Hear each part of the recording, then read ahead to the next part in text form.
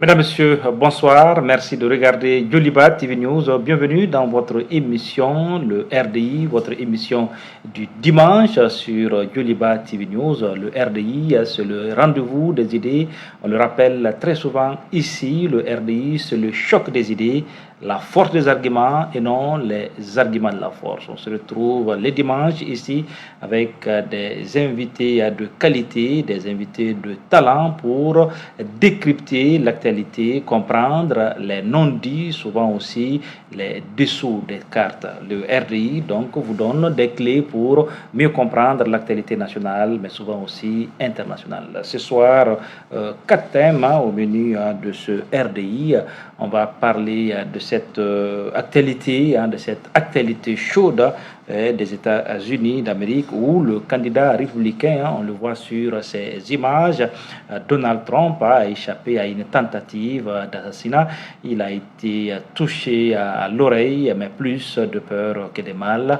Et c'est à sa garde rapprochée a pu maîtriser la situation. Joe Biden, le président américain, qui parle, et je cite, il dit « Les motivations du tueur restent inconnues ».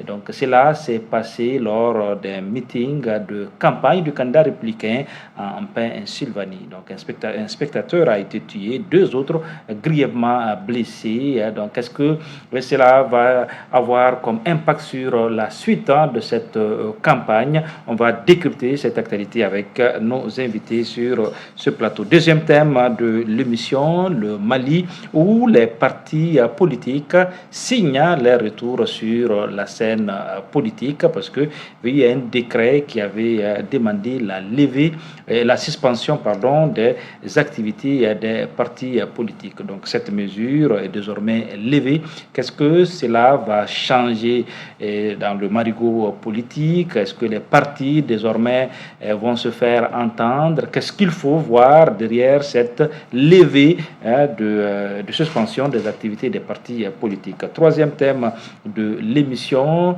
le militant panafricaniste Kémi Seba. Kémi Seba, on peut voir les images au niveau de la réalisation. Kémi Seba, le franco-béninois, qui perd sa nationalité française. On se rappelle, il avait brûlé son passeport français en mars dernier en réaction à cette procédure administrative. Cette fois-ci, c'est un décret du 8 juillet qui vient retirer définitivement à l'activiste sa nationalité française. Donc, les contours de cette actualité seront décryptés par nos invités. Et troisième thème de l'émission. Quatrième et dernier thème de l'émission, nous sommes au Burkina Faso avec cette déclaration du capitaine Ibrahim Traoré, président de la transition au Burkina Faso. Donc dans une longue allocution, il accuse les autorités ivoiriennes de déstabilisation. Il affirme qu'il y a un centre d'opération à Abidjan pour déstabiliser son pouvoir. Il a aussi réitéré son intention de rester au pouvoir pendant compte prendra 5 autres années d'exercice du pouvoir. Qu'est-ce que cela peut avoir comme impact sur le courant de la transition au Burkina Faso? On va décrypter ça avec nos invités. Issa Kaoudium, bonsoir. Bonsoir, le grand journaliste, l'infatigable, celui qui fait honneur à la profession. Vraiment, être un journaliste au Mali aujourd'hui, ce n'est pas comme un privilège, mais vraiment c'est un vrai sacerdoce. Félicitations à Djeliba TV. Merci, à travers votre leadership. Merci pour les hommages toujours renouvelés, ça fait chaud au cœur. Docteur Amadou Touré, docteur, bonsoir. Bonsoir à Taher, bonsoir aux téléspectateurs, téléspectatrices, bonsoir aux doyens Kaoudine et Abdoul. Donc merci. Et bon courage à vous. Merci, vous êtes professeur au niveau de l'enseignement supérieur. Badou Escobar, Badou, bonsoir. Bonsoir Taher. Badou, certains souvent ne comprennent pas quand je dis Badou Escobar, ils pensent que c'est Pablo Escobar. Non, vous êtes Badou Sidi Koba. C'est bien ça. Vous le précisez ici. Je le précise. Il n'y a pas de confusion possible. Il n'y a pas de confusion. C'est Badou Sidi Sidali Koba. Mais j'ai réduit ça un peu parce que le professeur a estimé que c'est trop kilométrique. Donc c'est pourquoi j'ai mis Badou Sidi Koba. Les gens m'appellent Badou Escobar. C'était Badou Escobar. Donc ceux qui font le lien avec Pablo Escobar se trompe. Qu'est-ce que tu leur dis ce soir? Je leur dis tout simplement qu'ils se trompent, mais ça plaît à certains aussi de dire Pablo Escobar. Moi aussi, ça me plaît parfois. Ah, ok. Donc tu veux jouer souvent le rôle là, ok, de ce grand, de ce grand acteur, et puis de cet homme qui fait parler de lui, ok? Oui, merci Pablo Escobar. Titi un peu, directeur de publication du journal Le Triomphe du Mali. On va commencer, une fois ne pas coutume, avec cette actualité au niveau des États-Unis en pleine campagne. Et Donald Trump, le candidat républicain, qui est touché par une balle. Heureusement, sa vie est sauve, même. Et quand il recevait cette balle au niveau de l'oreille, il continuait de parler. Il disait en substance, battez-vous, battez-vous. Donc, c'est comme en position de guerrier, il essaye d'haranguer les foules, il essaye de porter sa parole. Issa Kaoudié. Vous connaissez bien les États-Unis, vous pourrez avoir séjourné à plusieurs reprises. Non, dire que je connais tout, ça c'est trop dit, mais j'ai eu quand même la chance de visiter sur les 50 quelques États, 17, c'est pas peu. C'est vraiment un pays extraordinaire, un pays aussi de contradictions extraordinaires, mais un pays aussi où seuls les Américains peuvent vous faire comprendre comment fonctionnent les États-Unis. Donc nous, les francophones, souvent, on a du mal à les comprendre. Alors le sujet, vous parlez du président, l'ex-président et aussi candidat, parce que les 5 derniers présidents qui vivent aux États-Unis, il fait partie. Si on parle Jimmy Carter, et puis Obama, et puis Clinton, et puis l'autre là, Bush, fils. Donc, non, fils. Allez-y, ils sont mes amis quand même. Et lui-même, Trump, qui avait un mandat et puis il a été battu deuxième mandat par Biden, l'actuel président. Donc aujourd'hui, ce qui se passe, qui fait le tour du monde, moi j'ai une lecture différente. Ça peut surprendre les gens. Je pense que la motivation, dans ça c'est une question que c'est sûr que les services de renseignement et tous ceux qui sont sur le dossier vont chercher à savoir. Les motivations, comme vous l'avez dit, hier, et il y a eu des morts que nous condamnons, nous déplorons. Mais il a fait un coup politique. J'ai l'impression que sa façon de parler, c'est comme si, je ne vais pas faire des allégations, c'est comme si ça me rappelle un peu quand l'ancien président français Mitterrand était en difficulté, parce que quand même lui aussi c'était un biais briscard politique, quand il était en difficulté, il s'est opposé à De Gaulle, il était vraiment pratiquement perdu, il a simulé un assassinat contre lui. Et pour remonter dans les sondages, un vrai faux assassinat. Je ne vais pas dire tel est le cas, mais je suis très sceptique. Parce que quelqu'un qu'on cherche à vous tuer, dans une situation où on connaît que l'Amérique aussi a quand même une culture d'assassinat des chefs d'État, même souvent en exercice, j'en connais presque 4. Alors, donc, si lui, il continue de parler alors qu'il y a des tirs, je suis très sceptique. Très, très sceptique que c'est vraiment, ça n'engage que moi, que c'est vraiment une véritable tentative d'assassinat. Vous voulez parler peut-être de mise en scène, je ne vais pas jusqu'à dire ça, mais je dis je suis sceptique, parce qu'il faut être très, très prudent. Voilà, je ne suis plus n'importe qui, donc je suis très sceptique. Mais c'est qu'en deuxième phase, c'est qu'on peut peut-être... qu'est-ce qu'il peut tirer profit? Parce que là, ça va lui faire remonter dans les sondages. Les Américains aiment vraiment le style américain. Un Américain autour des balles qui est en train de se défendre, qui est là et qui est vivant. Les Américains aiment ça. Et qui continue de parler. Et qui continue de parler. Si réellement il se trouve que c'était des tirs réels et que ce n'est pas de mise en scène, je pense qu'il vient de prendre... Quand même, c'est des tirs réels parce qu'il y a eu des morts. Bon, écoutez, vous savez... Oui, mais vous savez... En tout cas, il y a eu des morts. Vous savez... On va continuer. Oui, et docteur Amadou Touré, vous voyez, on voit les images. Comment il est touché. La relation peut montrer... Oui, passer en boucle et puis on pourra... Oui, allez-y. Donc pour moi, l'acte est condamnable. Nous le souhaitons prompt établissement, paix à l'âme de disparu. Mais cet acte qui s'est passé nous rappelle l'assassinat de John Kennedy, il y a 61 ans de cela. Et parallèlement à l'actualité, chez nous aussi au Mali, on se rappelle de juillet 2021 et juillet 2022, la tentative d'assassinat du président Hassimi à la mosquée de Bamako, l'attaque du camp de Kati. Et entre guillemets, lors du sommet de l'AES en juillet tout près, il y a eu des éléments qui ont été arrêtés compte tenu de son arrivée. Donc c'est pour dire que le mois de juillet est plein d'émotions. Mais Donald Trump sort vainqueur parce que c'est un coup très médiatique. Compte tenu de sa situation juridique et compte tenu des difficultés qu'il a au niveau de la justice, Donald Trump sort vainqueur.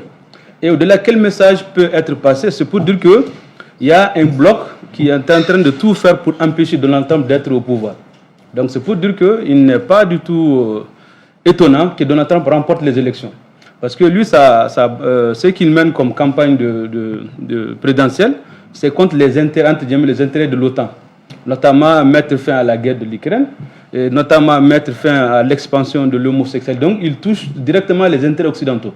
Donc partant de ces observations que moi j'ai pu faire, certains diront que c'est en réalité une tentative d'assassinat, mais Donald Trump ressort vainqueur. Parce que ça le renforce d'un coup médiatique. Depuis ce matin, tout le monde parle de Donald Trump. Et ça n'a fait qu'il réussisse le code de popularité. Okay. D'accord. Oui, Birama Traoré qui nous rejoint. Vraiment, bonsoir. Bonsoir. Oui, vous êtes en politique, chef d'entreprise, et on parle justement de cette tentative d'assassinat de l'ancien président Donald Trump. Qu'est-ce que vous comprenez de cette actualité chaude? De l'ancien président, mais probablement du futur président, parce que, comme le docteur le disait depuis ce matin, dans le statut des victimes, il est sorti avec une forme de légitimité, surtout de courage. J'entendais M. Messi également dire que les Américains aiment beaucoup ça. Ce qu'il faut comprendre, c'est que les tueries en masse, qu'elles soient particulières ou qu'elles soient de toute nature, c'est-à-dire par pur fanatisme ou bien par motif politique ou même tout simplement par racisme, c'est fréquent aux États-Unis. Mais là, c'est un cas spécial. Il s'agit quand même de Donald Trump. Il s'agit également d'un candidat des républicains. Au moment où Joe Biden, en tout cas, enregistre un certain nombre de difficultés dans les sondages et même auprès des démocrates. Donc, ce n'est pas anodin, mais de toute façon, à partir du moment où il y a eu une tentative d'assassinat, on ne peut que se confier ou on ne peut que se référer sur les éléments officiels qu'on nous communique. Depuis ce matin, on nous fait savoir quand même que c'est un type caucasien de 20 ans. Et à part ça, on n'a pas communiqué sur d'autres éléments. On va attendre quels sont les motifs réels. Mais en réalité, à chaud, tout ce qu'on peut dire, c'est que Donald Trump est sorti gagnant dans cette histoire. Mais quel que soit Alpha, c'est qu'il faut comprendre que même s'il n'y a pas un motif politique derrière, donc des uns et des autres feront tout pour tirer des dividendes politiques. Des dividendes politiques. Ok. Badou Escobar, vous, historien aussi, comment vous analysez cette situation, Badou Escobar? Moi, j'analyse cette situation de façon simple. Ce n'est pas une plaisanterie de mauvais goût. L'individu a voulu attenter à sa vie. Je crois que c'est un monsieur de 20 ans. Et d'après les informations que j'ai à ma possession, il aurait dit que Trump est un fasciste. Donc, il faut le liquider, il faut l'éliminer. Maintenant, on remet en cause la garde rapprochée de Donald Trump qui n'a pas agi à temps, parce que quand même la balle l'a frotté à l'oreille.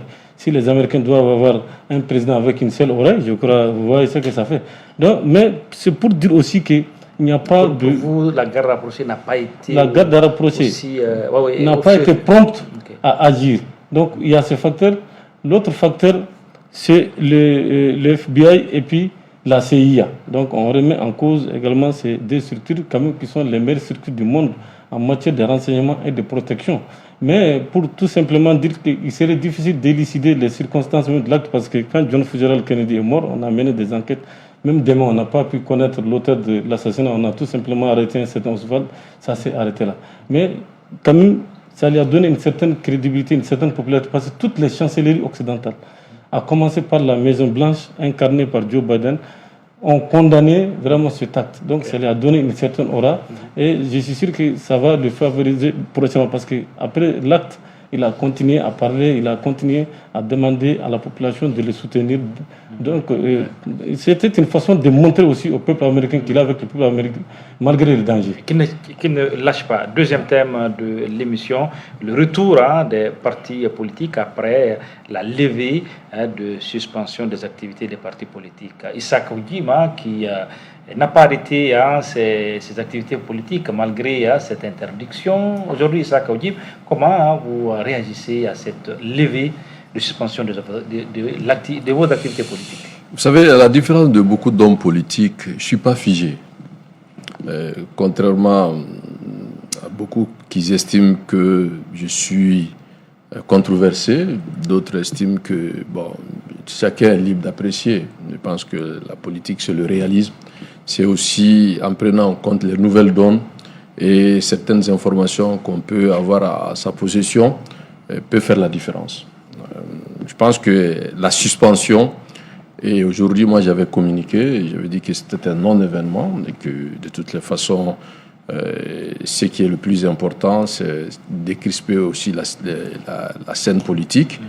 Mais ce décret, les informations que j'ai à ma possession, me permet aujourd'hui de croire que le président de transition est dans une logique de créer une dynamique qui favorisera certainement la concorde, l'attente du peuple malien qui est aujourd'hui comment aider les Maliens à se retrouver autour de l'essentiel. Si ces informations seront officielles, je suis preneur parce que je pense qu'aujourd'hui l'État a ses propres stratégies d'agencement. Mais j'ai voulu sur la question, je dis que pour moi aujourd'hui c'est une bonne chose, mais ce qui est plus important, il faut aller le pourquoi qui a mené à cette suspension qui avait été annoncée, c'était pour permettre de créer une situation de permettre de mieux gérer l'assise qui était le dialogue intermalien. Et après, maintenant, le communiqué officiel, c'est pour dire que la suspension est levée. Mais ça a laissé des conséquences. Les conséquences, c'est qu'il y a beaucoup de partis politiques. Parmi ces partis politiques, leurs premiers responsables, des chefs de partis politiques, d'autres sont des grands partis politiques, en tout cas, qui ont été interpellés pour des faits que vous le savez tous. Et je pense que c'est là aussi chercher à créer une situation de libérer, je dirais, les politiques. Et cela contribuera vraiment à renforcer l'image du président pour l'opinion, mais surtout aussi, et cette fois-ci, je suis convaincu que nous sommes sur la voie d'aller aux élections. Okay. Maintenant, comment ça va se passer, le temps nous dira, mais j'ai évolué sur la question, et pour moi, c'est une bonne chose. C'est une bonne chose, vous l'avez dit ici. Vous avez même dit, si le président est candidat, vous, votre parti, vous allez le soutenir, non? C'est ça? Non, vous savez, moi, je n'ai plus de parti en termes de grande, parce qu'ils ont cassé le parti. Oui, vous-même. Moi, je suis une réalité. Oui, donc, au Mali, restructurer le parti, c'est une question. Quand vous êtes bien avec le pouvoir, c'est vite fait. Quand le pouvoir vous traque, tout le monde fuit. Moi, je connais la musique. C'est-à-dire que pour moi, ce qui est important aujourd'hui, moi, j'ai toujours dit que le président a d'assumer. Parce qu'il faut dissocier deux choses. L'armée est une institution apolitique. Mais quand les militaires décident de faire la politique, c'est un Malien comme tout le monde, qui l'assume. Et s'il l'assume, pour moi, après 4 années, malgré ce qu'on dit, il y a des difficultés, il y a eu des hauts, des bas, mais le bateau a tangué, certes, mais après 4 ans, il y a des acquis. Et ces acquis, c'est que le Mali, aujourd'hui, est en capacité de se défendre. Ça, c'est extrêmement important. Et chaque fois s'il y avait des attaques, c'était la peur. Mais aujourd'hui, on sait que, on connaît les attaques, on sait qu'on a une armée qui est capable de nous défendre. Ça, c'est déjà un acquis.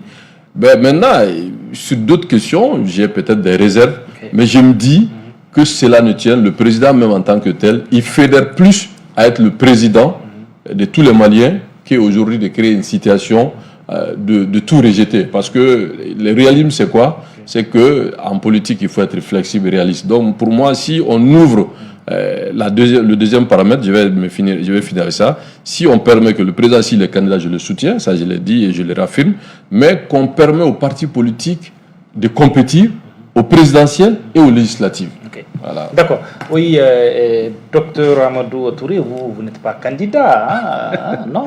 Mais comment vous voyez déjà, comment ça se présente pour vous,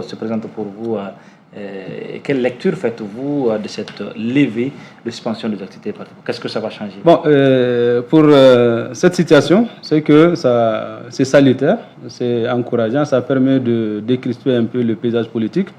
Au-delà de tout ça, cette situation, à mon avis, a deux stratégies, deux opportunités que le gouvernement pourrait utiliser, aussi que les partis politiques. La première stratégie est que ça serait une stratégie sociale d'atténuer les tensions, d'ouverture politique et de dialogue politique, comme l'a affirmé le dialogue, où l'ensemble des Maliens devraient se réunir, fournir l'effort consenti, aussi bien que les autorités que les partis politiques puissent s'entendre et sauver le Mali. Et en tant que stratégie politique, là, ça donne l'opportunité aux partis politiques de donner une certaine légitimité aux actions à venir, notamment qu'ils seront consultés au calendrier électoral, notamment la rédaction de l'avant-loi de la charte qui est en cours. Quand les partis politiques seront invités, ils seront à mesure qu'ils sont là pour répondre, parce qu'il n'y a pas de suspension de leurs activités. Mais ici, qu'est-ce qui se pose comme inquiétude? On attend la réaction des partis politiques. Est-ce qu'ils vont aller? Est-ce qu'ils vont répondre?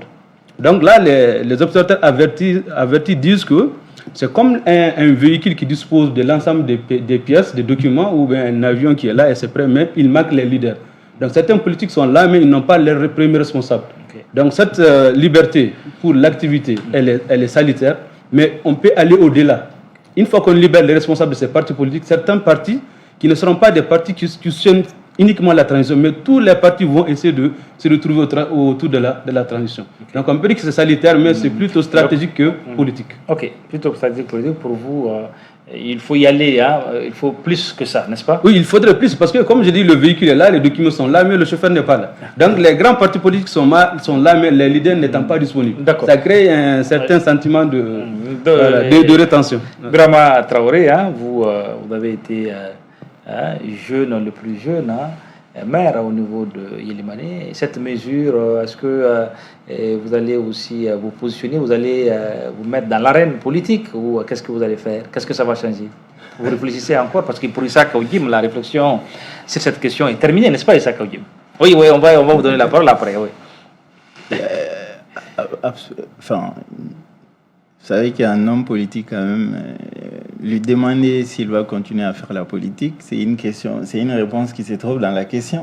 Bien évidemment que nous allons continuer à faire la politique, mais pourvu que l'environnement soit propice, parce qu'il ne faut pas faire la politique juste pour être vu ou pour être servi, mais c'est pour servir. Et pour servir, il faut avoir les moyens de pouvoir servir. Il faut avoir les moyens politiques.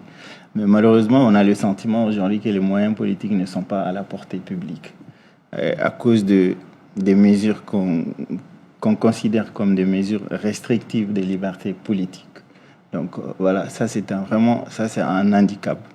Bon, quant à la levée de la suspension des activités politiques elle-même, c'est à chaque fois qu'une décision est prise pour l'apaisement dans le paysage politique, c'est tout simplement salutaire, mais comme on l'a souligné tout à l'heure, il va falloir que cette mesure-là, cette levée, aille au-delà de la simple levée de la suspension des activités des partis politiques. Parce que bien avant ça, il y avait également une forme de suspension de toute marche ou bien de tout autre genre de meetings et autres.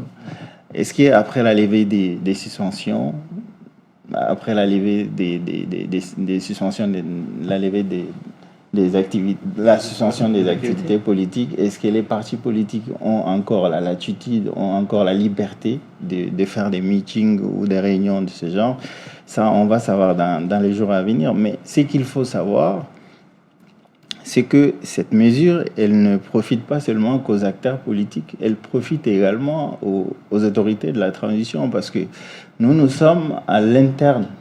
Au niveau des régions, au niveau des zones rurales, vous avez beaucoup de forces politiques qui sont affiliées aux autorités politiques, ou sinon qui se disent proches des autorités politiques, qui exercent des activités politiques à l'intérieur du pays, qui sont allés à la rencontre des populations et qui disent qu'ils sont favorables à la candidature de l'actuel chef de l'État, le président de la transition. Donc, ils exercent des activités politiques.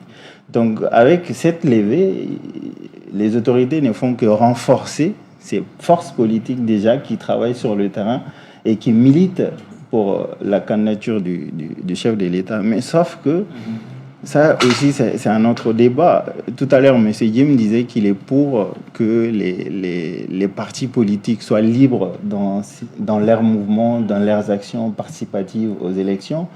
Et pour autant, il n'est pas contre la candidature du président de la transition. Moi, je suis un peu sceptique parce que, en ce qui concerne la candidature du président de la transition, ce n'est pas lui, ce n'est pas moi. Et ça, cette question, elle est totalement réglée ou elle est prise en compte par un article de la charte. C'est un document officiel et qui fait foi de la loi. Et si ça devait faire l'objet d'une révision, d'ailleurs, dans lequel article dit ne peut pas être candidat. Et il ne peut pas être, non seulement ils ne pourront pas être candidats, mais ne peut même pas faire l'objet de révision, qui est l'article 9 de la Charte de la transition.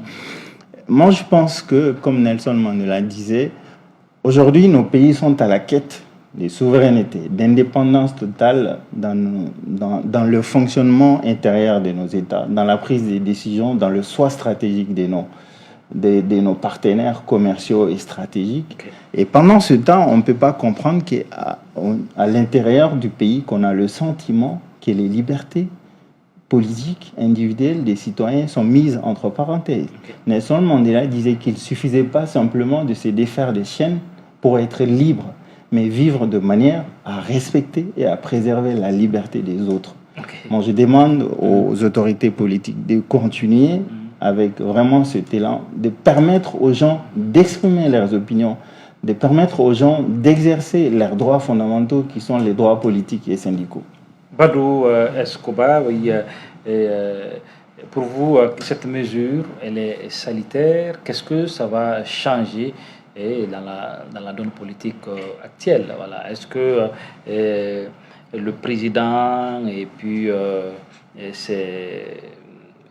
son état-major, je parle d'état-major politique, est-ce qu'on peut dire qu'aujourd'hui ils sont en ordre de bataille pour la future présidentielle? Et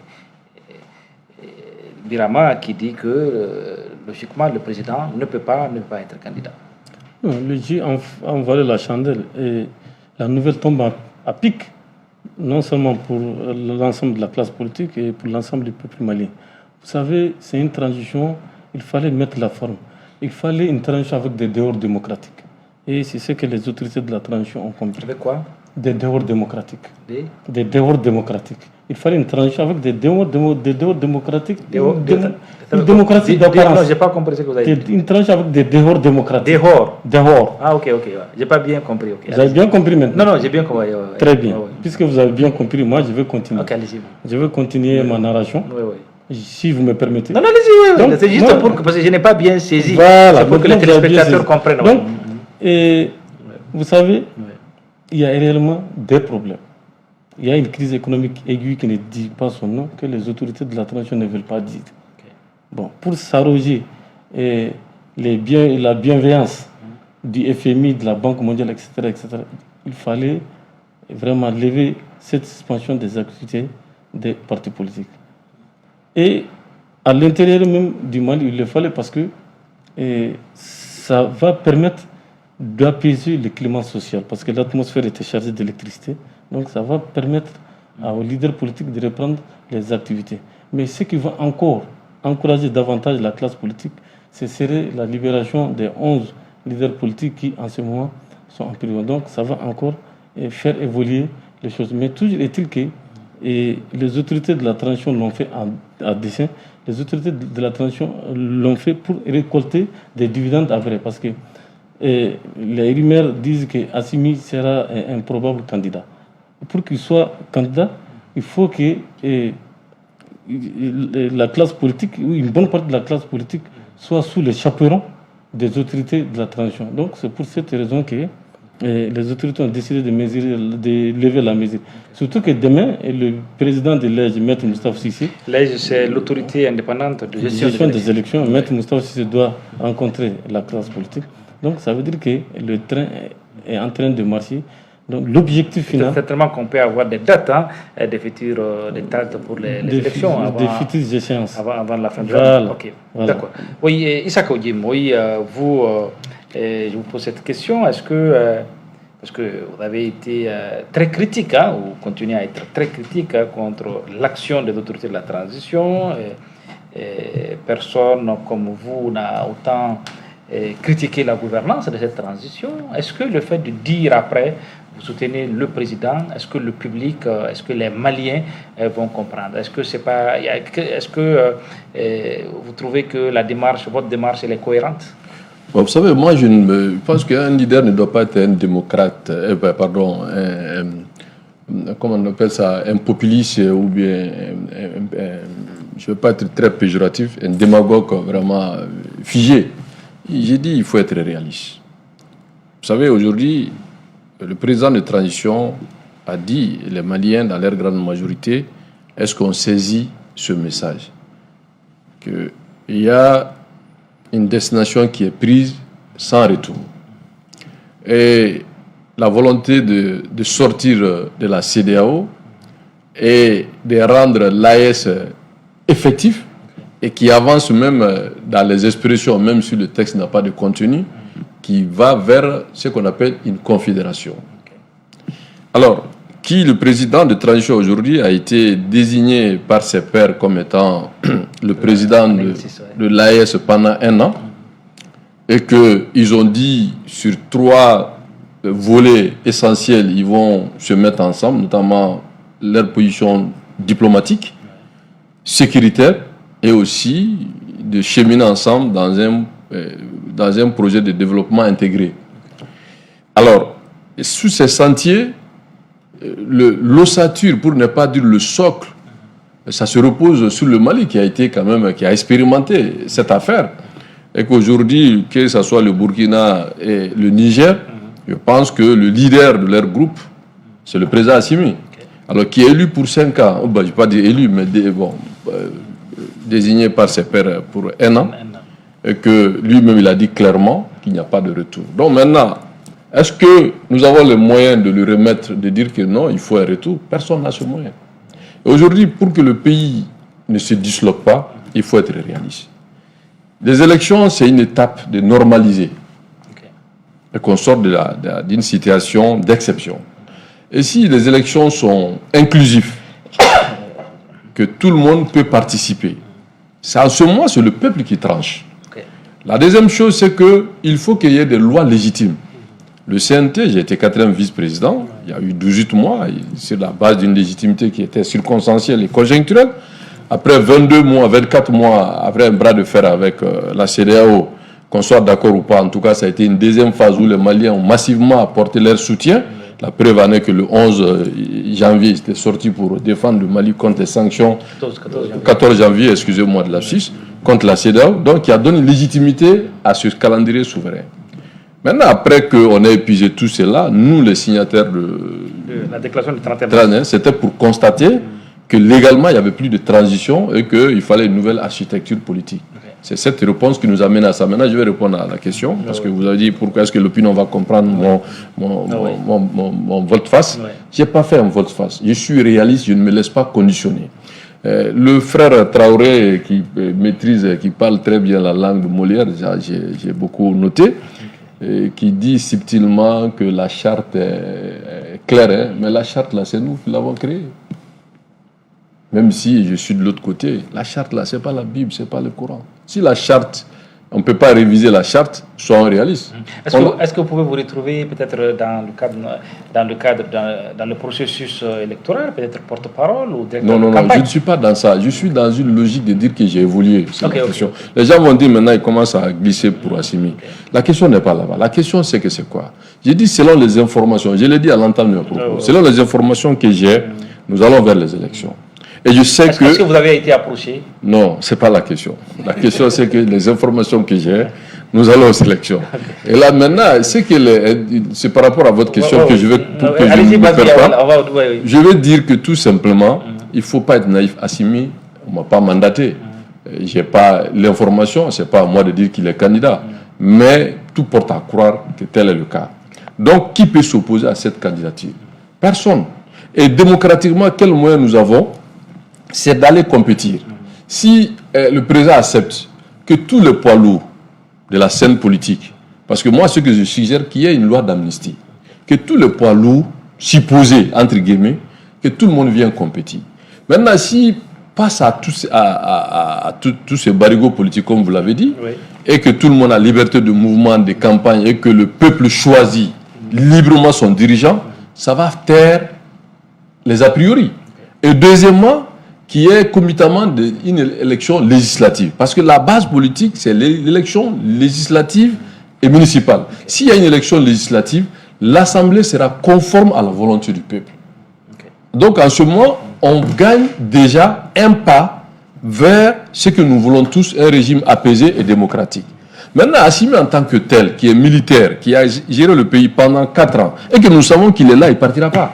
Donc s'il ne part pas, pourquoi ne pas rendre le pouvoir plus conforme à la volonté du peuple? Donc je pense que sortons du fétichisme des textes, okay, allons au réalisme. D'accord. Voilà. Oui, allons au réalisme. Oui, docteur Amadou Touré, vous, une élection avec le président de la transition, la charte lui interdit, et puis bon, les partis politiques, dans leur grande majorité aussi, sont écrasés sous cette transition. Certains beaucoup sont en exil, d'autres poids lourds aussi sont en prison.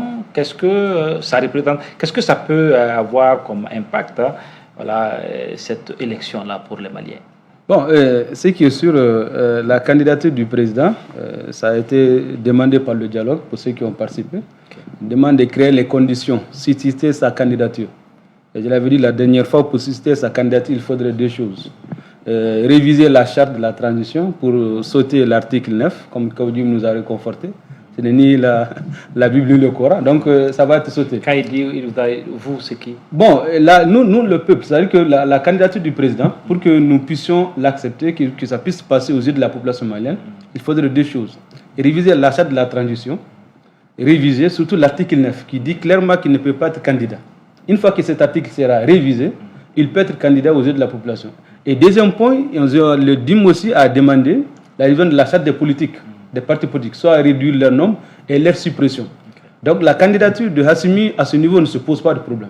Mais le problème peut se poser en tant que président de la transition. Il peut être candidat si la charte est révisée. Et il peut être candidat aux élections, comme on l'a vu dans d'autres pays. Soit il démissionne, il se présente, soit il est au pouvoir, il se présente, comme on a vu le cas d'un pays. Et voilà. Donc les possibilités sont là. Mais dans tous les cas, qu'est-ce qu'on peut retenir? Au-delà de la question du président Assimi, à ce jour, il est plus fédérateur que l'ensemble de ses partis politiques. Parce que pour moi, si on prend ma ville Tombouctou, vous avez dit que j'aime beaucoup Tombouctou, la politique n'a rien apporté à Tombouctou de 1960 à ce jour, en termes de développement, en termes d'infrastructure. Les seuls changements qu'on a, c'est avec la transition. Ils ont aménagé la place d'indépendance, ils réhabilité les infrastructures et autres. Donc le seul changement qu'on a à Tombouctou, c'est grâce à la transition. Donc, avant la transition? Avant la transition, la place de l'indépendance... Il n'y avait pas eu d'autres non, il n'y a pas d'autres, sauf les sentiers de l'aménagement, notamment le goudron qui quitte de la ville à l'aéroport. Donc il n'y a que des organisations festives, des festivals, de culture. Sinon, la ville n'a rien bénéficié de politique. Okay. Et aussi, la transition a permis aussi de libérer la ville de Ber. Donc en termes sécuritaires, nous le soutenons. Mais quand il veut faire la politique, il devrait se conformer. Démissionner ou présenter sa candidature ne pose pas de problème. Parce qu'à ce jour, je ne vois pas un poids lourd. Et ça a été dit clairement, sa candidature va mettre fin au débat. Si les candidats, les autres partis politiques seront se tenir, comment faire? Donc, à ce niveau, il n'y aura pas un parti politique qui a le même poids que la part étatique qui est la personne de Assimi. Ok. Oui, Birama Traoré, vous, comment vous voyez cette tendance où le président lui-même va rentrer dans l'arène politique, il va enfiler désormais l'habit politique. Qu'est-ce qui va changer? Parce que là, il est militaire, il a bénéficié d'une longue période de grâce, mais président, c'est-à-dire issu du suffrage universel, est-ce qu'il n'y a pas un pas à ne pas franchir? Alors, ce qu'il faut comprendre, c'est qu'il n'y a de plus difficile et de plus complexe quand il s'agit de la gestion d'un État. Et parce que respecter les règles, faire respecter les règles, respecter la loi et faire respecter la loi, il n'y a pas plus difficile que cela. C'est pourquoi d'ailleurs on demande au chef d'État de prêter serment, de jurer devant le peuple. Vous savez, les Grecs disent le respect de la loi rend les États prospères. Ce n'est pas une question de personne, c'est une question de principe, c'est une question de la loi, de respect de la loi, c'est une question de respect des règles. Si nous voulons avoir... La question c'est quel genre d'État nous voulons construire? Un État respectable, un État qui est régi par la loi, un État dont les acteurs politiques également sont régis par la loi. Mais si on a le moyen, parce qu'on est aux responsabilités, parce qu'on détient le pouvoir, on fait ce qui nous sied ou ce qui nous semble juste, et qui, même si souvent ça va à l'encontre des règles et des principes mis en place, notamment la loi, ça veut dire qu'il ne faut pas être surpris quand cela ouvre à toutes sortes d'incertitudes. Moi, c'est ma seule inquiétude. Sinon, je ne suis pas contre X ou Y. Moi, je dis tout simplement, si nous voulons construire un État que nous voudrons, il faut que nous soyons respectés des règles que nous avons mises en place nous-mêmes et de la loi qui régissent à la fois le fonctionnement de nos institutions, des institutions, et de nous-mêmes, les acteurs politiques en tant que tels, et des citoyens même. Maintenant, M. Jim l'a dit, ça veut dire que désormais on n'a pas le choix, il y a la force du pouvoir qui est là et qui prime sur tout. Donc si c'est ainsi, on laisse faire. Si désormais on ne peut plus exprimer, si désormais on ne peut plus dire qu'il faut respecter la loi, si désormais on ne peut plus dire que les principes priment sur tout et que celui qui détient le pouvoir a sa loi qui prime sur tout, dans ce cas il n'y a plus d'État. On reste et on laisse faire tout ce qui est les hommes du pouvoir. Okay. Moi, je pense que ça n'est pas de cette façon. Le président de la transition, c'est un jeune. Il a toute la vie devant lui. Il est face à l'histoire et face au peuple et face également à ses engagements et la promesse qu'il a tenue devant le peuple malien. Est-ce que M. Goïta est populaire et est-ce qu'il a demain le moyen de remporter une élection présidentielle? Vous demandez à n'importe quel monsieur au coin de la rue, il vous dira oui, indéniablement. Mais pour ce faire, moi je conseille qu'on mette la forme en respectant la loi et les règles qui nous résistent. Moi, c'est tout ce que je demande. D'accord. Badou Escobar, vous sur cette actualité, ce glissement peut-être d'opposition que peut prendre la candidature du président dans les jours à venir. Oui, naturellement, le président sera candidat. Ce qui est sûr et certain, il va dire qu'il a l'adhésion populaire. On n'a pas besoin d'aller à Diapaga pour le comprendre. Ce qui est sûr et certain, il sera candidat. Maintenant, quand il sera candidat, il sera obligé de laisser la tenue pour troquer la vie civile. Ça, c'est une autre réalité. Donc là, il va sauter pour se jeter dans le fleuve. Et il va rencontrer beaucoup de crocodiles et de caïmans. C'est ça mon inquiétude. Toujours est-il que là où on est, la transition a eu l'intelligence de bien discréditer la classe politique. Tous les apparatchiks de 91 ont été discrédités. Pour le peuple malien, c'est des gens qui sont venus pour s'engraisser, pour s'endimancher. Donc, psychologiquement, le peuple est préparé. Et qu'est-ce qu'ils ont fait encore? Ils ont désarmé financièrement tous les grands partis politiques pour ne pas leur permettre d'avoir les moyens nécessaires pour pouvoir affronter le futur candidat qui sera naturellement Assimi Goïta. Donc le terrain a été très bien miné, n'est-ce pas, pour décrédibiliser la classe politique. Donc le chemin est libre pour lui. On parle de charte, etc., etc. Lui, il l'a dit, la charte, c'est pas la Bible, c'est pas le Coran, c'est pas la Torah. La charte a été rédigée par des humains, donc modifier la charte ne pose pas de problème. D'ailleurs, pour pouvoir choisir cette candidature, c'est le but du dialogue intermalien. Et Touré l'a dit, Touré a dit que le dialogue intermalien même a demandé à ce qu'il soit candidat. C'est pour cette raison que le dialogue intermalien a été tenu, pour qu'il soit candidat. Et cette candidature a été voulue par lui d'abord et par ceux qui ont participé au dialogue intermalien. Mais on va nous dire que c'est le peuple malien qui a demandé sa candidature. Mais s'il vient au pouvoir, il verra une autre réalité. Mais quelle est votre position? Vous souhaiterez qu'il vienne, qu'il soit candidat, ou vous lui souhaiterez, ou vous lui conseillerez de passer, d'organiser des élections et puis ne pas participer à ces élections-là? Qu'est-ce que vous lui conseillerez? Moi, à sa place, je vais organiser des élections crédibles, transparentes, à jeu égal. c'est-à-dire je ne serai pas candidat.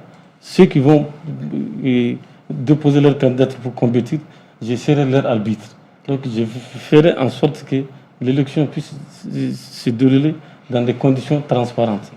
Bon, maintenant, si tel n'est pas le cas, si lui-même il est candidat, donc ça va changer les choses. C'est que sûr et certain, il est le maître des horloges, le dernier mot lui revient, parce qu'actuellement il est le président de la transition, il est le chef de l'État. Mais ça m'étonnerait qu'il ne soit pas candidat. Je ne vais pas rentrer dans la contradiction, parce qu'il s'agit pour les militaires aussi de sauver leur peau. Si quelqu'un d'autre vient au pouvoir, qui ne fait pas leur affaire, qui décide de les poursuivre parce que le coup d'État est un crime imprescriptible. Voilà, le mot est trop fort. Imprescriptible. Voilà, voilà. On ne peut pas prescrire. Hein? Voilà, le coup d'État imprescriptible, c'est inscrit dans la Constitution. Donc, il y a beaucoup de paramètres qui entrent en ligne de compte. Okay. D'accord, mais il y a aussi... oui, vous me permettez? Oui, je vais résumer. Je crois que, au fait, Badou, bon, c'est vrai, je ne vais pas dire qu'il s'est contredit. C'est-à-dire, il dit que, bon, même, voilà. Mais le plus important, c'est quoi? Je crois que lui, le frère Traoré a bien résumé. Il faut être réaliste en politique. Vous savez, on est dans une nouvelle donne. On n'est pas dans le système d'ATT. C'est révolu. Partir, revenir, ça c'est clos. C'est fort clos. C'est fort clos. Il faut vivre son temps. Aujourd'hui, partir, revenir, c'était le mouvement démocratique. Vous-même, vous avez dit qu'ils ont été discrédités, ils ont été ceci, cela. Donc, ne revenez pas sur ça. Aujourd'hui, ce qui compte, ce qui est très important de mon point de vue, il faut être réaliste. Ça veut dire quoi? Le président de transition, pendant ces 4 ans, il y a des acquis indéniables. Sur le plan sécuritaire, l'armée s'est affranchie du tutelle des forces étrangères. Ça, c'est indéniable. Et l'armée a trouvé les voies et moyens pour s'armer et faire face à toute forme de menace. C'est un acquis, malgré les difficultés sécuritaires sur le terrain. C'est un acquis. Et donc maintenant, on est dans une nouvelle donne. Ce n'est pas que je l'apprécie ou pas. Je suis réaliste. L'AES, pour eux, c'est une réalité. On va parler de l'AES. Donc, je ne veux pas parler de ça. C'est une réalité. Oui. Cette mise en œuvre, l'architecte, le chef d'orchestre, c'est Assimi lui-même. Donc, si aujourd'hui, vous avez entendu le discours de Burkinabé, je ne vais pas aller jusque-là, c'est pour vous dire tout simplement, l'inclusivité des élections permettra au peuple, démocratiquement, de faire son choix. Ce que je demanderai au président de transition Assimi, de prendre une loi d'amnistie. Je propose une loi d'amnistie pour qu'il n'y ait pas une élection imposée pour que lui, il s'impose. C'est servir de sa position dominante pour s'imposer. Non, de faire une loi d'amnistie, que tout ce qui est des considérations politiques soit libéré. Et en ce moment, ce que vous qualifiez poids lourd, poids mort, ou poids mouche, ou poids plume, c'est le peuple qui appréciera. Maintenant, si l'élection présidentielle est légitime, en ce moment, le président, quoi que l'on dise, on dira, ah, cette fois-ci, ce n'est pas les baïonnettes, c'est le peuple. Et maintenant, l'Assemblée nationale, c'est la reconfigurer et légitime. C'est déjà un pas. Il ne faut pas demander tout ce que vous ne trouvez pas, mais ce que vous trouvez, prenez ça et avancez. Donc moi, je pense qu'aujourd'hui, c'est ma position. Selon les informations que j'ai, je suis soutien à ce réalisme d'approche. Ok, on va continuer avec cette émission. Le troisième thème de l'émission, troisième thème de l'émission, le militant panafricaniste Kémy Séba n'a plus sa nationalité française. Rappelez-vous que l'homme avait brûlé son passeport français en mars dernier en réaction à une procédure administrative qui le visait. Cette fois-ci, c'est un décret du 8 juillet qui vient de retirer définitivement à l'activiste sa nationalité. Oui, qu'est-ce que vous pensez de cette actualité? Oui, Docteur Amadou Kémy Séba, oui, l'activiste panafricaniste, oui, franco-béninois, qui aujourd'hui perd sa nationalité. Bon, en réalité, c'est contradictoire des pays de lumière, des pays où on parle de la liberté des droits de l'homme, c'est contradictoire. Parce que ça nous rappelle un peu les mécanismes de colonisation, des mécanismes d'imposition et de 2 poids 2 mesures. Donc, pour rappel, Kémy Séba, on le connaît, c'est un grand ami du Mali et de Ben le Cerveau. Il ne le cache pas, c'est quelqu'un qui lutte généralement contre les intérêts occidentaux, notamment de la France. On les a qualifiés de pro-russes. Ils n'ont contribué qu'au départ de la France et de l'aménagement au Mali. Donc certes, il a été informé en février lors d'une rencontre à Moscou. Il a confirmé qu'il a été saisi de la question. On l'a demandé d'apporter des observations, mais il a refusé. En réponse, il a brûlé le passeport en ligne. Mais ce qu'on peut dire, est-ce que si c'était quelqu'un qui n'avait pas la double nationalité, ça allait être plus intéressant. Parce qu'on sait que s'il n'est pas français, il est béninois. Donc si c'était un Français d'origine, il perd sa nationalité, il deviendra quoi?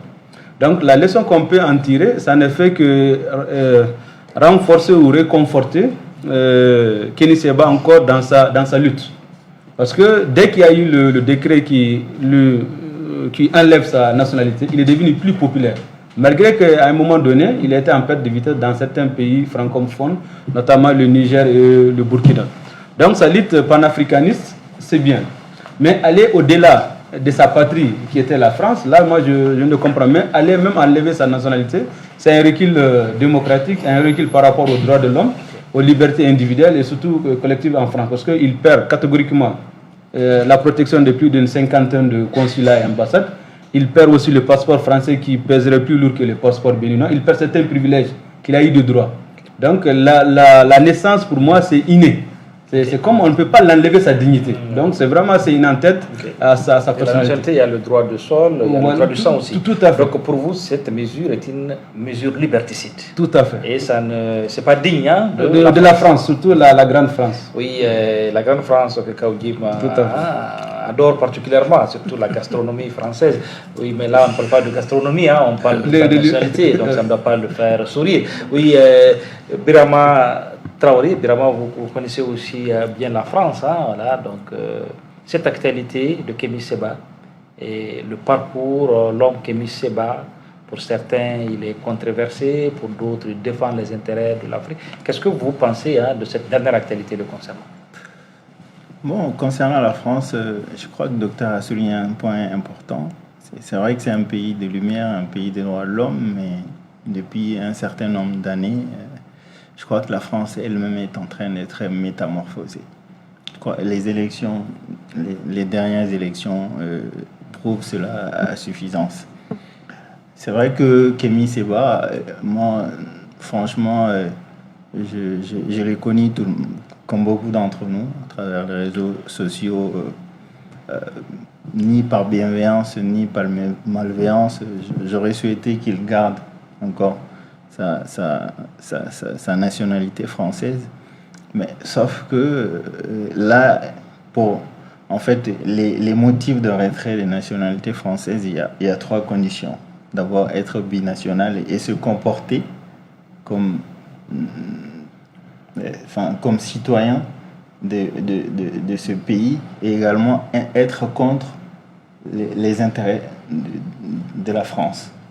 Est-ce que ces trois conditions sont réunies pour retirer la nationalité à Kémi Séba? Vous l'avez dit vous-même, que avec notre camarade, notre frère, ils sont contre les intérêts français. Donc moi je pense que ça c'est un motif valable pour les Français. Et il y a des Français en France qui critiquent les positions françaises en Afrique. Absolument. Voilà, Anton Glaser et puis Eddy Plenel, souvent, sont des journalistes qui peuvent critiquer les positions de la France, mais pourtant, ils n'ont jamais été visés par... certains peuvent répondre comme ça. Absolument. Vous savez, Kémi Séba ne dérange pas. Vous savez, M. Ataya, l'injustice qui caractérise le monde, ça ne date pas d'aujourd'hui. La colonisation, si vous voulez, tous les maux causés, ce n'était pas causé par des cartels ou des mafias. C'était causé par des États. Et ce sont les mêmes États qui sont là, qui sont toujours déguisés, qui viennent avec d'autres formes. C'est une question purement d'intérêt. Moi, je pense que Kémi Séba, la question fondamentale pour les Français, sinon pour les autorités françaises, c'est que Kémi Séba, à travers le passeport français, continue à nuire aux intérêts français. Donc la seule option qui leur reste, c'est de lui intégrer ce passeport français pour minimiser au moins la nuisance des Kémi Séba contre leurs intérêts. Mais pour ce faire, il y a d'abord la question même qui se pose depuis le retrait de sa nationalité, le débat, c'est-à-dire juridique qui se pose au niveau de la France, ce qui est une telle décision ne peut pas être prise sans que la commission intérieure du Conseil d'État ne donne son avis. En tout cas, cet avis, même s'il est donné, il n'est pas diffusé. Il a été donné. En tout cas, non, j'ai dit même si c'est donné, c'est pas diffusé. Et ça a suscité un débat juridique au niveau de la France. Mais pour le reste, à travers ces éléments, est-ce que Kémy Séba désormais... Parce que le problème est que lui-même, il ne s'est pas défendu. Parce qu'on a voulu qu'il fasse ses observations, il n'a pas voulu le faire. Au lieu de cela, il a brûlé le passeport. Oui, mais quand il brûle le passeport, est-ce que lui aussi, il n'est pas souvent dans la provocation? Quand vous brûlez, par exemple vous, est-ce que vous allez vous permettre, est-ce que vous allez, même dans vos... Dans le rêve. Même dans le rêve, peut-être brûler le passeport malien, par exemple. Est-ce que c'est là, est-ce que c'est pas un déni, par exemple? C'est comme si, pas un déni, se renier souvent, voilà. Non, c'est ça. Moi, je ne ferai jamais une chose. Oui. Qu'est-ce que vous comprenez? Kémy Séba a été suivi à la trace. Le gouvernement français lui en voulait à mort. D'abord, il a brûlé le franc CFA. Ça fait mal à l'État français. Ensuite, il a brûlé le passeport français. Sa proximité avec la Russie, il ne l'a jamais caché.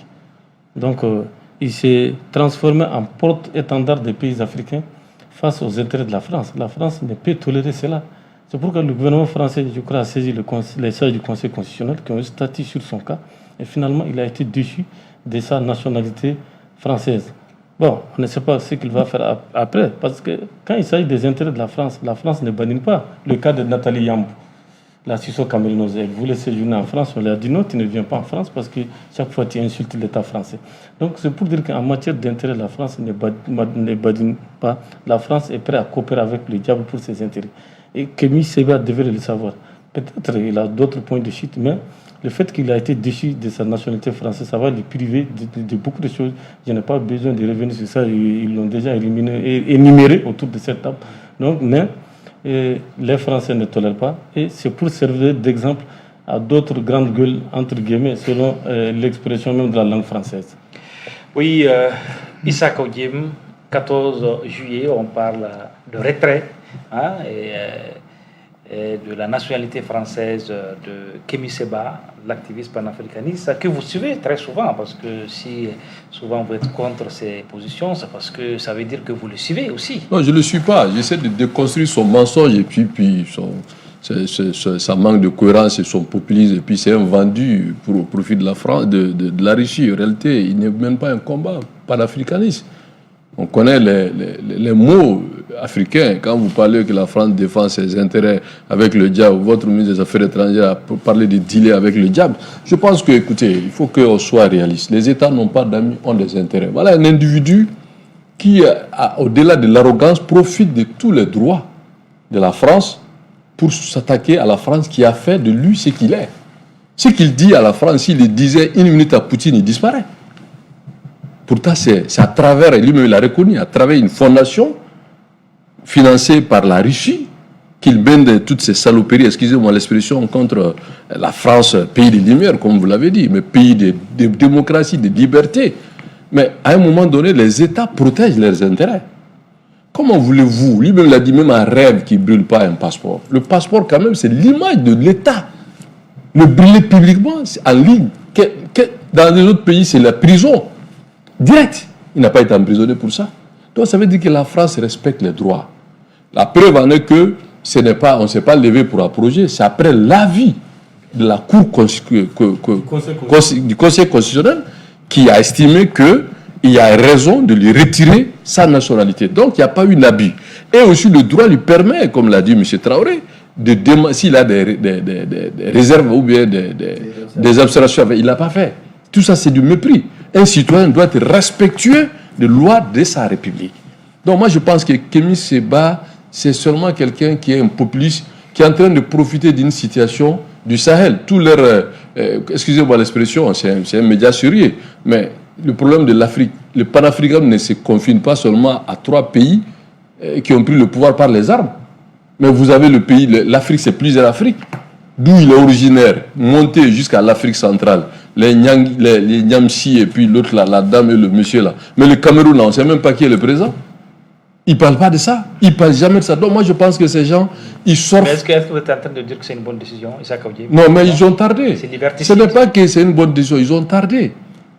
Et puis c'est pas lui seul. Je vois que tous c'est vraiment c'est entre guillemets là qui sont là à profiter du droit et de la liberté de la France pour s'attaquer à ce pays de lumière là. Mais moi j'aurais souhaité que Marine Le Pen vienne aux affaires.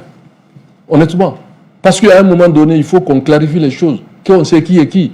Vous ne pouvez pas aller chez les gens qui vous font nourrir, qui vous font habiller, qui vous donnent tous les moyens, qui vous éduquent, qui vous donnent la nationalité, qui vous donnent cette belle langue de Molière que M. Traoré parle aisément et que vous allez vous révolter contre ce pays. Mais parce que ce n'est pas la France, c'est vrai, on peut condamner la colonisation, mais la colonisation, c'est un débat. Ça a créé la République. Ok, on va continuer ça. On sait que vous êtes, vous aimez. Non, je suis lucide et réaliste. Même si, voilà, on peut ne pas être d'accord. Vous êtes privé de voyager. Vous êtes privé de voyager sur Paris. Une grande ville. Et la dernière fois, vous me confiez que votre parfum, voilà, est fini. Mais fini. La gastronomie. Vous pouvez faire des commandes. Il y a Traoré qui voyage de temps en temps, donc il peut. Voilà. Oui, on va continuer avec le quatrième et dernier thème de l'émission, le Burkina Faso. Dans le RDI, on voyage très souvent dans la sous-région pour parler des questions qui touchent les Africains. Et le capitaine Ibrahima Traoré, président de la transition au Burkina, qui a, dans une longue allocution de plus de 4 heures de temps, acquise les autorités ivoiriennes de déstabilisation. Il le dit en substance, nous n'avons pas de problème avec le peuple ivoirien, mais nous avons des problèmes avec les autorités ivoiriennes. Et puis le soutien aussi, qu'il y a un centre d'opération à Abidjan qui a pour objectif de déstabiliser la transition au Burkina. Et puis il réitère son intention de rester au pouvoir pour les 5 prochaines années à venir. 5 prochaines années, oui. Docteur Amadou, par rapport à... vous aimez bien le capitaine, hein? À ses sorties, moi je ne suis pas tout à fait d'accord avec lui, parce qu'on se rappelle en mars 2023, la Côte d'Ivoire avait fait un don militaire de 2 milliards en termes d'armement et de munitions. Donc moi je suis plutôt pour une politique réaliste, faire ce qui est possible. Qu'on arrête la politique de victimisation, la politique de rappeler la faute, c'est pas mal. Mais l'essentiel, ce qui est important, c'est qu'il est là en tant que président du FASO. Qu'il se mette au travail, qu'il évite de trop parler. Et pour rappel, Nelson Mandela avait dit, ce n'est pas les anges qui ont développé les pays développés, mais c'est plutôt des hommes. Il faudrait que les gens se mettent au travail. Et par rapport à l'autosuffisance alimentaire, ce n'est pas des anges, mais c'est des hommes qui ont développé l'agriculture. Par rapport à l'instruction, ils ont développé l'école. Donc, à avoir la paix, il faut développer une armée forte. Certes, la Côte d'Ivoire est ce qu'elle est. Donc, il ne faut pas que le président Traoré se trompe de combat. Moi, à mon niveau, il devrait plutôt se concentrer à travailler plus, à développer le FASO, à parler moins comme le président Hassimi. C'est-à-dire qu'on a besoin des hommes d'action, pas des hommes chaque fois qu'on se met dans une politique de victimisation. Certes, les pays n'ont pas d'amis, les pays n'ont que des intérêts. Pour rappel, on se rappelle que le Mali, depuis plus de 2 ou 3 ans, demande à ce que le Conseil de sécurité des Nations Unies lui donne le droit d'étaler des preuves contre la France. Ça n'a pas été fait. Donc c'est pour dire tout simplement qu'on n'est pas dans une politique où on accuse l'autre. On est plutôt dans une politique de se développer. Or, quand on veut se développer, on n'accuse pas les uns, on n'accuse pas l'autre. Et par mesure de réciprocité, nous se trouvons déjà dans la confédération de l'AES. Or, l'AES, à ce jour, n'a besoin que de coopération avec ses pays voisins. Et le dernier communiqué de la CEDEAO, à son article 91, a été rappelé par les chefs d'État pour instruction au président de la Commission qu'il faudrait préparer les possibilités de rupture et toutes les possibilités selon l'article 91. C'est-à-dire que d'ici janvier 2025, il y aura la rupture. Il faudrait que l'AES travaille à ça. Établissez des coopérations, subvenir aux besoins. Qu'est-ce à dire des besoins de pétrole, des besoins d'argent, des besoins d'économie, mais avec la sous-région, sous forme de coopération bilatérale. Évitez chaque fois d'aller en guerre. Et le risque est là. Le président, entre les deux présidents, leurs querelles peuvent être transportées au niveau des populations. Les inquiétudes sont, il ne faut pas qu'on embrase la sous-région avec des attaques ou des accusations. Ok, il ne faut pas embraser la sous-région, il faut éviter, vous l'avez dit, les attaques... Oui, les politiques de victimisation, il faut se mettre au travail. Oui, D'accord, il faut se mettre au travail. Birama Traoré, oui, il accuse le président qui accuse la Côte d'Ivoire, mais jusque-là, le président Alassane, lui, ne répond pas. Hein. Est-ce que vous comprenez la posture du président ivoirien, Alassane, qui ne répond pas à toutes ces accusations-là? Mais si vous voulez bien, pour dire quoi? Je serais à sa place et je n'aurais pas répondu également. Vous savez, il y a un phénomène qui gangrène également actuellement nos États. Moi, j'ai comme le sentiment qu'il y a une forme de profilage qui se met en place et qui consiste à manipuler tous les segments de la société. C'est-à-dire la propagande, la manipulation de l'information. Je ne comprends pas. Moi, j'aurais souhaité que le président Traoré vienne nous dire: nous avons tenté de rencontrer nos homologues ivoiriens ou que nous avons convoqué le ministre, l'ambassadeur, c'est-à-dire le canot habituel. Sinon, après tout, quand même, c'est un pays voisin. C'est un pays où il y a des millions de Burkinabés qui y vivent. C'est un pays avec lequel ils partagent beaucoup de défis communs. Un pays avec lequel ils partagent beaucoup d'intérêts communs. Quand on partage avec un tel pays, un pays frère, on ne l'accuse pas comme ça, en face du monde. Il y a de ce mot qu'on évite de parler. Enfin, il y a des termes qu'on n'utilise pas dans le langage. Mais avec le président Traoré, on atteint toute forme des valets locaux, si vous voulez bien. Avec le président Talon, je pense qu'il est allé trop loin, encore plus loin. Moi, sincèrement, je comprends la posture du président ivoirien, mais pour dire quoi? C'est quelqu'un qui est considéré aujourd'hui comme l'un des doyens des chefs d'État africains. Il le dit lui-même tout le temps qu'il souhaiterait que les États se comprennent qu'avec leurs frères, qu'avec leurs enfants, que tout aille dans l'ordre. Mais malheureusement, on a comme l'impression que le président Traoré fait tout à chaque fois pour qu'il y ait une forme une forme de je ne sais même pas quel est le mot qu'il faut vraiment employer, mais je pense que ce que vient d'évoquer le docteur tout de suite, on a intérêt à se mettre au travail. Et quoi qu'on puisse faire, on n'a pas le choix, on est obligé de travailler ensemble, nous avons des défis communs. Et moi, je le conseille de travailler beaucoup et que même s'il y a des éléments tangibles qui concordent les accusations qu'ils viennent de proférer à la face du monde, il y a des canaux à travers lesquels on peut régler nos différends sans continuer à attiser les tensions, parce que ça peut susciter, ça peut dégénérer. Ça peut dégénérer. Badou Escobar, et vous avez suivi le capitaine dans son discours qui continue. Qu'est-ce que cela peut avoir comme impact dans les relations entre... Oui, c'est là que je vais récupérer mon temps de parole. Ce que je vais vous dire, vu de l'Occident, l'Africain est un singe intelligent. Et pour les pays de la CEDEAO, et pour l'AES,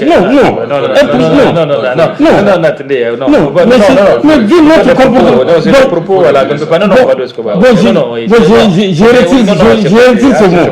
retire ce mot. Aujourd'hui, et pour les pays de l'AES, et pour les pays de l'AES et pour les pays de la CEDEAO, l'objectif stratégique commun, c'est la lutte contre le terrorisme. Nous devons nous mettre ensemble pour lutter contre le terrorisme. Mais quand vous suivez le discours de IB, c'est comme si c'est le fougueux héritier de Thomas Sankara qui fait face à l'expérimenté héritier de Félix Houphouët-Boigny qui est Alassane Dramane Ouattara. Parce que tout est parti d'un certain nombre d'incidents frontaliers au niveau de Tigini. Je crois que les militaires burkinabés ont capturé 2 soldats ivoiriens. Et IB a souhaité que Alassane extrade un certain nombre d'opposants politiques qui se trouvent à Abidjan, parmi lesquels Alpha Bari. Alassane s'est opposé à ça. Donc les Ivoiriens aussi ont capturé un VDP et un soldat burkinabé. Mais les Ivoiriens ont été pragmatiques. Et d'ailleurs, les Ivoiriens m'ont fait une ouverture parce que le ministre de la Défense photocopie, parce que le frère d'Alassane, on l'appelle photocopie, mais il ressemble à Alassane. Et le ministre burkinabé de la Défense, Kassoum Koulibaly, se sont rencontrés en Angologo, donc pour peaufiner des stratégies de lutte contre le terrorisme. Et il l'a dit, Alassane a remis 100 pick-up, plus de 100 000 munitions et des centaines de Kalachnikov d'une valeur de 3,5 millions d'euros. Pour aider le Burkina Faso. Je pense qu'Alassane a fait preuve de bonne foi. C'est ce que j'ai toujours dit. J'ai dit, un martyr vivant vaut mieux qu'un héros mort. Dans la vie, il faut être pragmatique. Donc nos États doivent être... Regarde, pour terminer. Est-ce que le discours, est-ce que le propos est diplomatique, non? Non, le propos n'est pas diplomatique. Okay. Le propos est très acerbe. Vous savez, prenez Viktor Orban, qui est le président de la Commission européenne aujourd'hui. Mais Viktor Orban, il n'a jamais caché sa sympathie pour Poutine. Mais les Européens auraient pu dire, bon, nous n'allons pas vous confier la présidence de l'Union européenne pour 6 mois. Mais quand on lui a confié, c'est le parti voir Poutine, il a fait preuve de pragmatisme. C'est ce que je veux que nos États fassent preuve de pragmatisme. Il faut être pragmatique par rapport à la gestion de nos États. Nous faisons face au terrorisme. Je crois qu'au-delà de l'AES et de la CEDEAO, nos États doivent plutôt se mettre ensemble.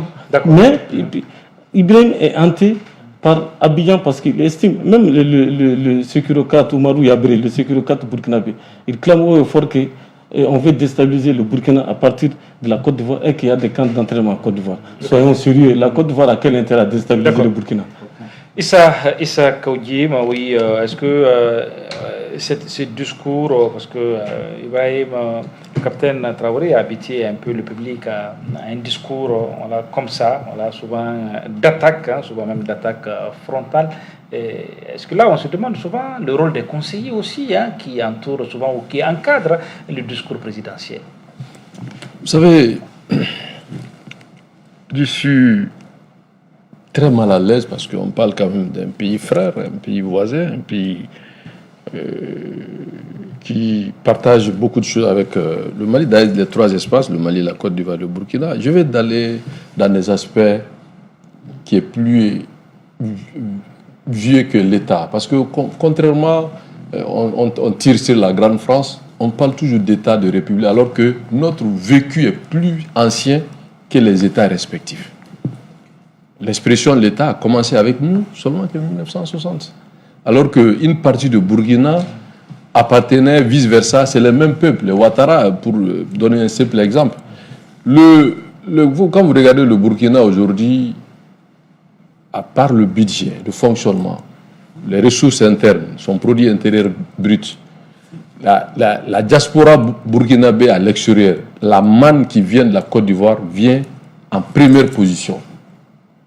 Selon les informations qui sont officielles, c'est plus de 60% de ce que les Burkinabés apportent directement à l'économie, au social, à partir de la Côte d'Ivoire. Ça, c'est un premier élément. L'intégration de Burkinabés en Côte d'Ivoire va au-delà, en commune mesure, avec toutes les populations qui résident en Côte d'Ivoire. Et c'est le Côte d'Ivoire est le seul pays où une langue étrangère est utilisée sur le média national comme langue, c'est le mouré. Pourtant, ce n'est pas une langue de la Côte d'Ivoire. La langue de Moussi. Sur la télévision nationale, vu leur poids, leur intégration en Côte d'Ivoire.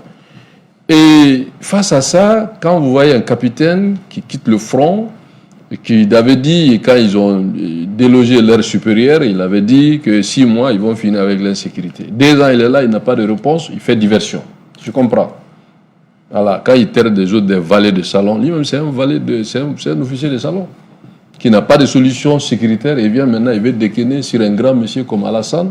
Mais Alassane répond à lui, mais comme l'a dit M. Traoré, mais c'est le monde à l'envers. Maintenant, ce qui est important, aujourd'hui, quel conseil... Est-ce qu'il ne dit pas aussi qu'il est président au même titre qu'Alassane? Non, écoutez, Alassane a un parcours. Alassane a été le patron de BCAO, Alassane a été le patron de BCAO, Alassane a été vice-président de Fonds monétaire, Alassane a été premier ministre, Alassane est conseiller de plusieurs têtes couronnées, plusieurs chefs d'État, plusieurs institutions. Alassane n'est pas vraiment Alassane, Alassane va au-delà de président de Côte d'Ivoire.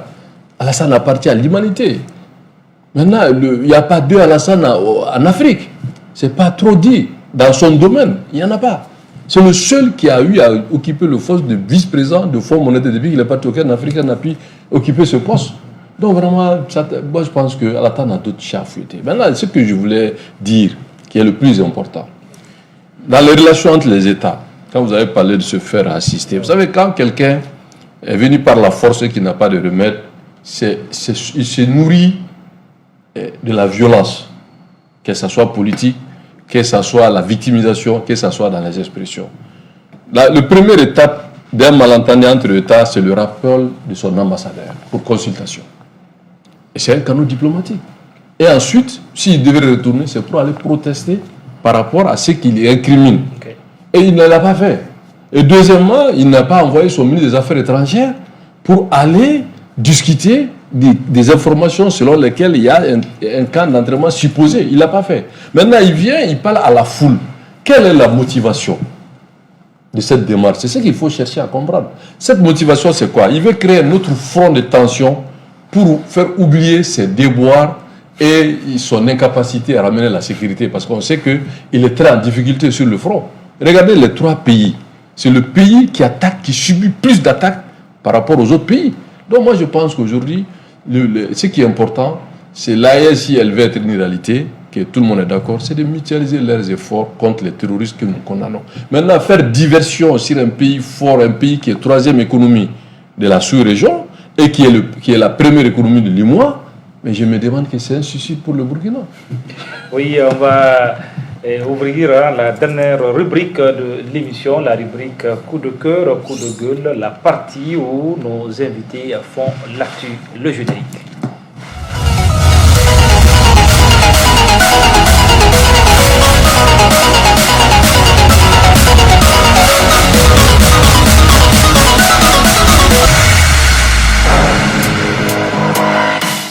La rubrique coup de cœur, coup de gueule, c'est la partie où nos invités choisissent eux-mêmes le sujet à travers un coup de cœur ou souvent aussi un coup de gueule. Birama Traoré.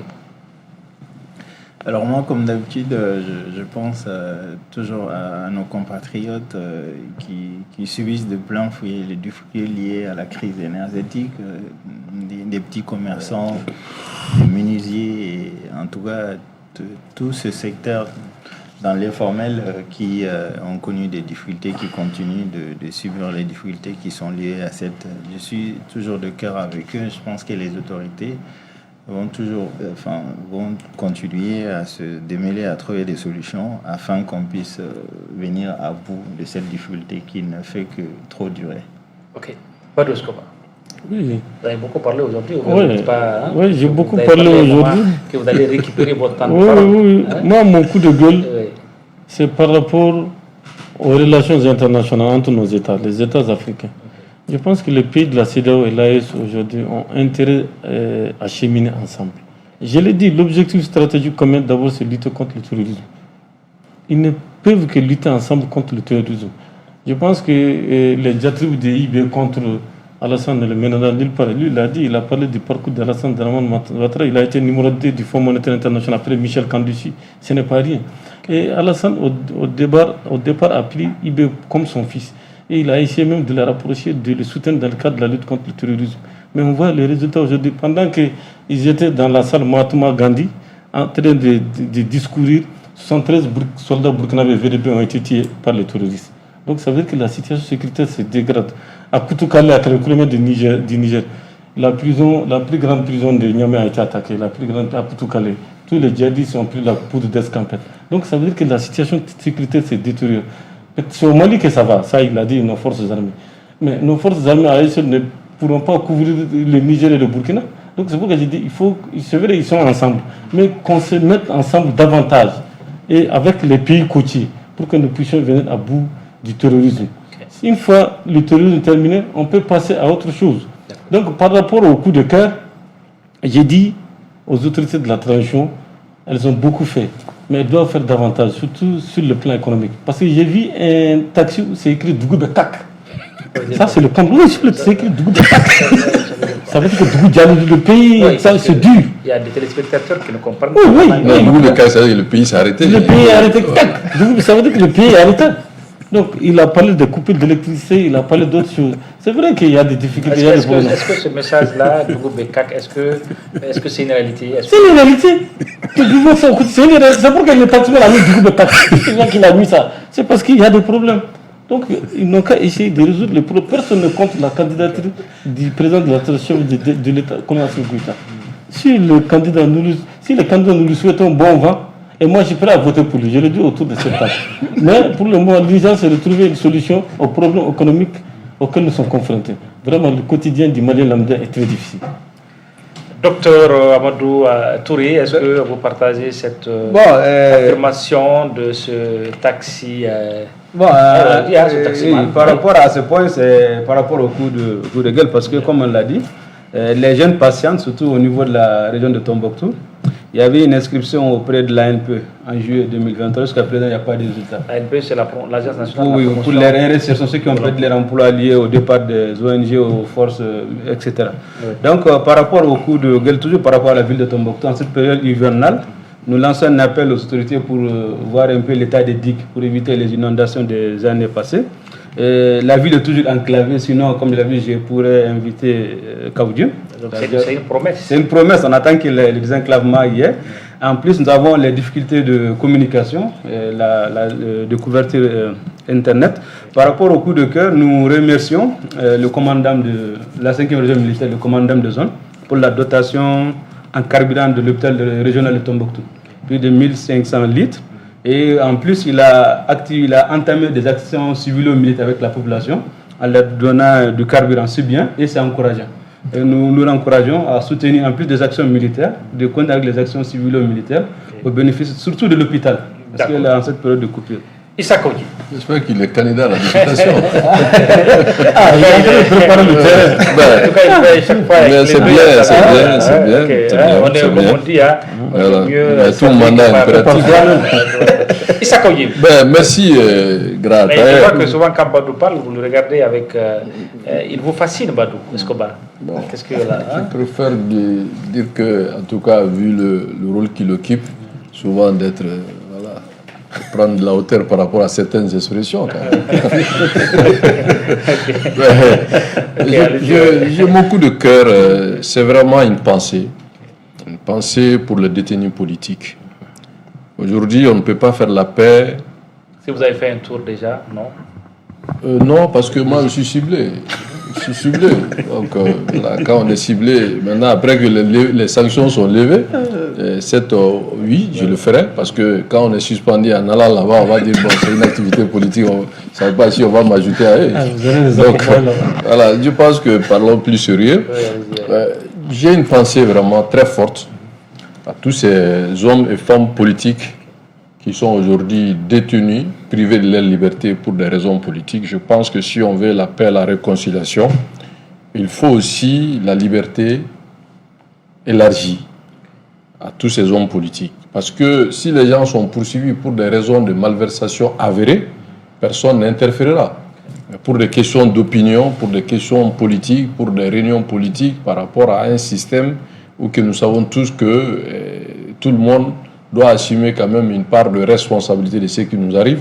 Et si on doit faire parler la loi, rien que la loi, je pense que la loi, elle va poursuivre tout le monde. Mais il ne faut pas qu'on joue la loi du plus fort. Je pense que c'est vraiment une demande aux autorités de transition, au sommet de l'État, de prendre des mesures poussées, qui va même s'il faut, pas de grâce, mais une amnistie, pour que tout le monde puisse vraiment trouver la liberté et que cela serait salutaire et cela serait bénéfique aussi pour le président de transition. Ça, c'est mon coup de cœur. Mon coup de gueule, c'est vraiment quelque chose qu'aujourd'hui qui préoccupe tous les Maliens, mais malheureusement beaucoup ne voient pas, ou bien enfin, peut-être que les médias n'en parlent pas beaucoup. C'est aujourd'hui, oui, on a parlé de situation économique en des expressions que je ne vais pas l'emprunter, mais aujourd'hui, des personnes diminuent, on se plaint, mais il y a plein de milliers de malades qui aujourd'hui sont livrés à eux-mêmes, n'arrivent même pas à être soignés. Parce qu'ils n'ont rien, et ils n'ont personne qui peut les soutenir.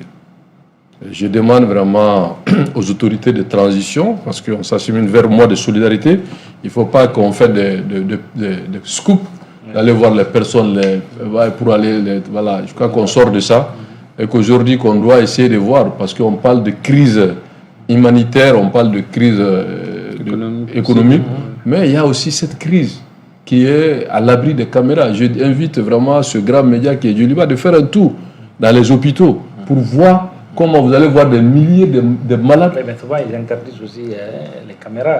Oui, mais vous pouvez aller en tant que citoyen pour voir. Voilà. Parce qu'il faut rendre compte. Oui, mais ce que je viens de dire, tout le monde peut vérifier. Okay. Donc, quand vous avez... Être malade déjà, c'est déjà très grave. Mais si vous n'avez pas le moyen de vous soigner, c'est plus grave. Et si je trouve que souvent, c'est eux-mêmes qui doivent s'occuper de leur famille, qui ont perdu leur emploi, qui se retrouvent malades, je pense qu'aujourd'hui, les malades, on doit vraiment beaucoup penser à eux. Et je demande à toutes les personnes de bonne volonté organisées, parce que c'est ça aussi que venaient certaines associations, certaines fondations, voire certaines ONG qui intervenaient. Bon, la situation a évolué, je ne vais pas venir sur ça, mais il faut vraiment qu'on essaye de faire une pensée. Et je salue Djoliba TV pour son leadership renouvelé. Par rapport à vraiment, si je dois me permettre, je crois que Djoliba, ce n'est pas pour vous flatter. Vous êtes la fierté aujourd'hui du Mali et des Maliens, surtout vivant à l'extérieur. Vous êtes beaucoup apprécié par des Maliens établis à l'extérieur. Je pense que M. Traoré peut en témoigner. Il y a beaucoup de Maliens, que ce soit en Côte d'Ivoire, au Burkina, en France, même ailleurs, qui n'ont autre approche que de se référer à Djoliba, parce que c'est un média sérieux, c'est un média crédible, mais c'est un média aussi qui distribue l'information et qui est professionnel dans ses approches. Merci à tous. Merci Issa Kaoudim, le buveur de lait. Merci. Mais je tiens à dire que ce lait-là, il ne le partage pas. Voilà. Ok. Oui, Issa Kaoudim. Mais je suis malien quand même. J'aime la France. Je suis malien. Je n'ai pas de double nationalité. Badou Escobar, on est à la fin de l'émission. Mesdames, Messieurs, c'est la fin de cette émission que j'ai eu l'immense plaisir de présenter. Merci de votre fidélité toujours renouvelée au programme de Djoliba TV News. Merci Issa Kaoudim, merci Dr Amadou Touré, merci Birama Traoré, merci Badou Escobar. Rendez-vous est pris le dimanche à 19h toujours. Avec le même plaisir. Vous pouvez retrouver cette émission demain à 22h et le mardi à 10h. Et cette émission est aussi disponible sur l'ensemble de nos plateformes digitales. Au revoir et à dimanche prochain.